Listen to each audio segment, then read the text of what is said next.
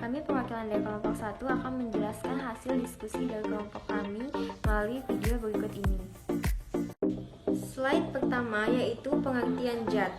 Zat adalah sesuatu yang memiliki massa dan menempati ruang memiliki volume. Klasifikasi zat berdasarkan susunannya. 1. Unsur.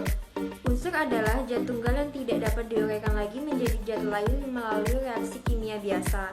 Umumnya, unsur berada di alam bentuk persenyawaan.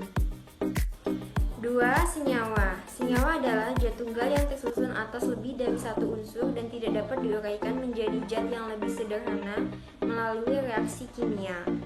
3. Campuran adalah gabungan dua jenis zat tunggal atau lebih yang masih menunjukkan sifat zat penyusunnya.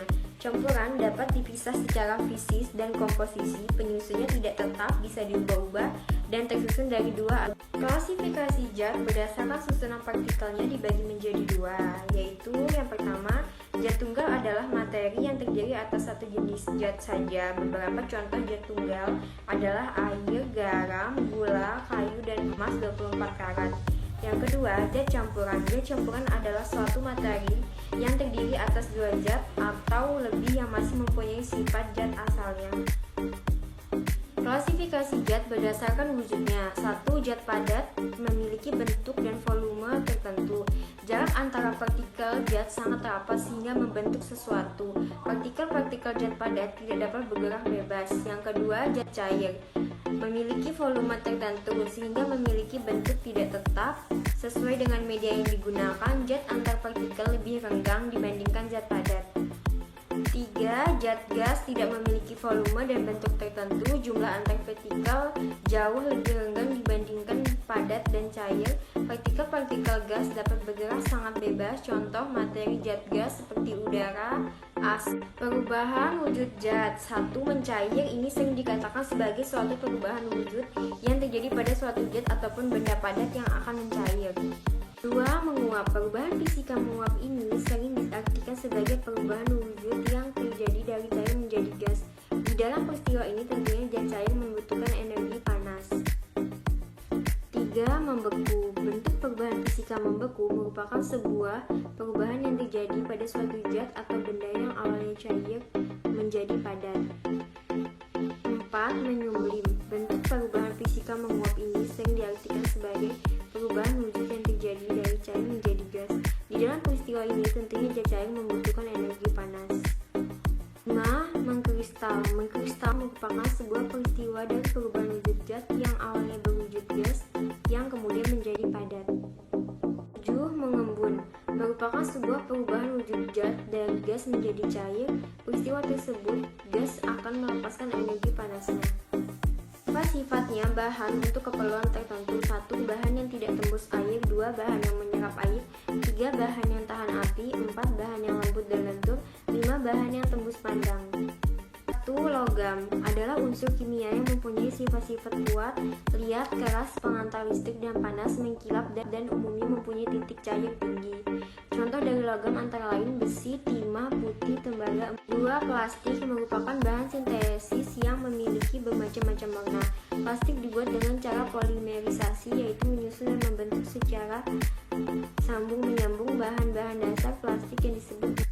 3. Kaca adalah material padat yang bening dan transparan, biasanya rapuh. Jenis yang paling banyak digunakan selama berabad-abad adalah jendela dan gelas minum. 4. Kayu. Dalam kehidupan sehari-hari, kayu merupakan bahan yang sangat sering dipergunakan untuk tujuan penggunaan tertentu. Terkadang sebagai barang tertentu, kayu tidak dapat digantikan dengan bahan lain karena sifatnya khas. Kayu berasal dari tumbuhan. Selanjutnya 5. Karet. Karet dihasilkan oleh pohon karet berupa getah seperti susu yang disebut lateks. Lateks diperoleh dengan cara menyadap, yaitu dengan menyayat kulit pohon atau pada bagian korteks tumbuhan. 6. Benang.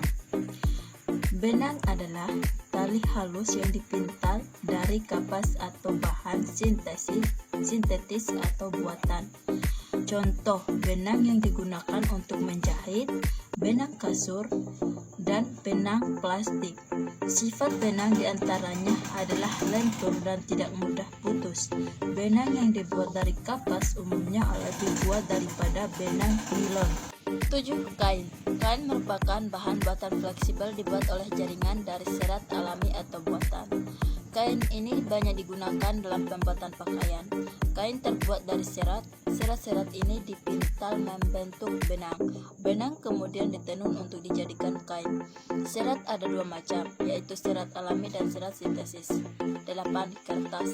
Kertas dikenal sebagai media utama untuk menulis. Banyak kegunaan lain yang dapat dilakukan dengan kertas, misalnya kertas pembersih atau tisu, yang digunakan untuk hidangan, kebersihan, ataupun toilet.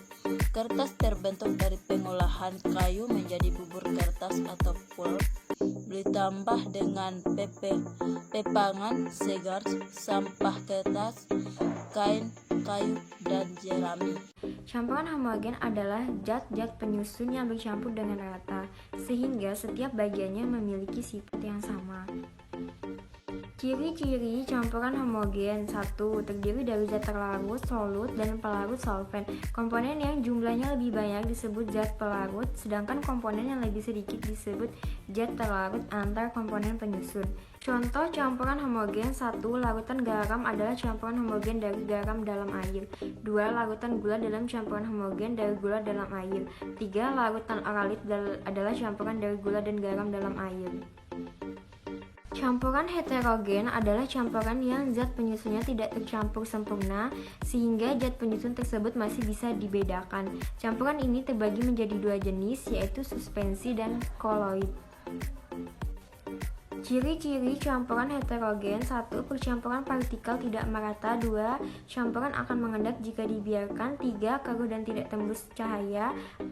Ukuran partikel yang bercampur lebih besar dari molekul. Contoh campuran heterogen: 1. Campuran kapur dan air. 2. Campuran kopi dan air. Perkenalkan, nama saya Nur Wahida, NPM 20144600129. Di sini saya akan menjelaskan bagaimana pengaruh suhu terhadap benda. Pengertian suhu. Suhu adalah besaran yang menyatakan derajat panas dari suatu benda. Sedangkan panas atau kalor adalah energi yang dapat diterima dan dilepaskan oleh suatu benda. Energi yang diterima dan dilepaskan suatu benda mempengaruhi perubahan suhu dari benda itu. Suhu dari benda yang menerima panas atau kalor akan mengalami peningkatan alias menjadi lebih panas. Sedangkan suhu dari benda yang melepaskan panas atau kalor akan mengalami penurunan suhu alias menjadi lebih dingin. Nah, benda yang mengalami perubahan suhu akan mengalami perubahan berupa penyusutan dan pemuaian. Pertama, pemuaian panas merupakan perubahan suatu benda yang dapat menjadi bertambah panjang, lebar, luas, atau berubah volumenya karena terkena kalor atau panas. 2. Penyusutan merupakan perubahan suatu benda yang menjadi berkurangnya panjang, lebar, dan luas karena terkena suhu dingin. Beberapa contoh perubahan benda karena pengaruh suhu. 1. Kaca jendela. Pemasangan kaca di bingkai jendela sengaja dibuat lebih longgar pada siang hari. Kaca bisa mengalami pemuaian karena terpapar panas matahari. 2. Ban sepeda.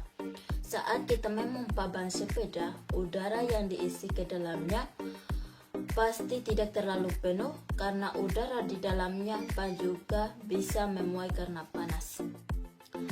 Contoh jenis perpindahan kalor yang terjadi pada suatu kegiatan atau peristiwa. A. Contoh perpindahan kalor secara konduksi. 1. Sendok yang dipegang akan terasa panas jika salah satu ujungnya dipanaskan.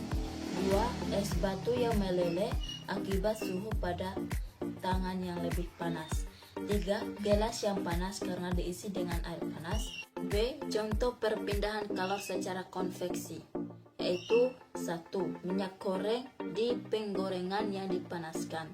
2. Udara di balon udara yang dipanaskan. 3. Gerakan naik dan turun air ketika dipanaskan. Terakhir, C. Contoh perpindahan kalor secara radiasi yaitu 1. Panas api yang langsung terasa saat kita berdekatan dengan kompor yang dinyalakan. 2. Sinar matahari yang terasa panas di siang hari. 3. Menetaskan telur unggas dengan lampu.